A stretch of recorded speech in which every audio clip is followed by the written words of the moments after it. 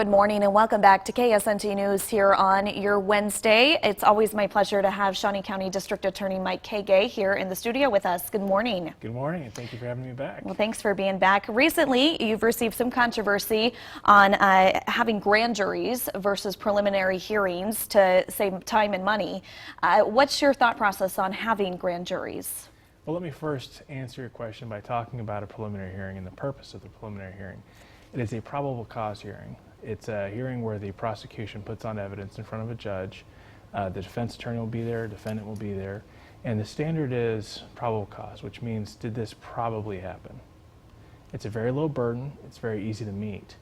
As a matter of course, when we go to preliminary hearing, we achieve our purpose. The only distinction between a preliminary hearing and a grand jury is that a grand jury decision is made by a panel of citizens as opposed to a judge. And the defendant is not there, and the defense attorney is not there when they make that decision. And so what is your response to the criticism you've received in terms of it being one-sided and it taking too long to have grand juries instead of the preliminary hearings? Well, I'm not sure the taking too long piece, because if anything, it makes us much more efficient. Preliminary hearings can be rescheduled a number of times. We have to subpoena a large group of witnesses for a preliminary hearing. We don't have to do that for a grand jury. The legal remedies available to the defense are still there. They can file motions to dismiss. They can challenge things for issues of fact or issues of law to say that we should not be moving forward. But my perspective on it is that it saves us a lot of time and money in our office. It saves law enforcement time and money. And it saves community members, witnesses, and victims from having to come in and testify, or even come into the courthouse and be prepared to testify for a hearing that the numbers will say more than likely will not even happen. So it amounts to a giant waste of time most of the time when we have a preliminary hearing scheduled. We have shifted our philosophy on how we handle this over the past year and a half. And we've identified a number of cases that we believe should go to preliminary hearing, and we have scheduled those for preliminary hearing, and I've given very clear direction to my prosecutors that they will have a hearing in those cases.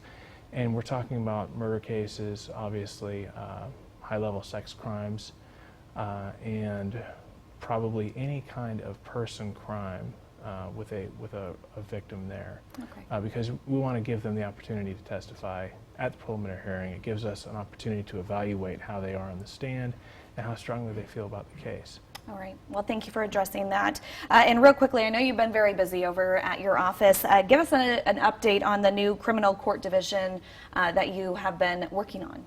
Right. So the new criminal court division is Division 9, and that opened up a few months ago. And again, that was a decision that the courts had made, that they thought the caseload was too heavy for the criminal judges, and I did not object. I thought it was a good idea. So they added a new court division. I got a few more prosecutors, and we filled that court division, so it's staffed appropriately. That caseload is building up. So I think there's going to be more of an equilibrium there around the courthouse in terms of who's handling how many cases, and I think it's going well. Okay, and real quickly, one last topic that of course is making the press is Dana Chandler and her trial that's coming up. Any updates? Well, Dana Chandler is still scheduled for trial. That's October 1. There's a pre-trial date on September 14th at 1:30, and then there's going to be some motion hearings on September 26th at 9 a.m., I believe.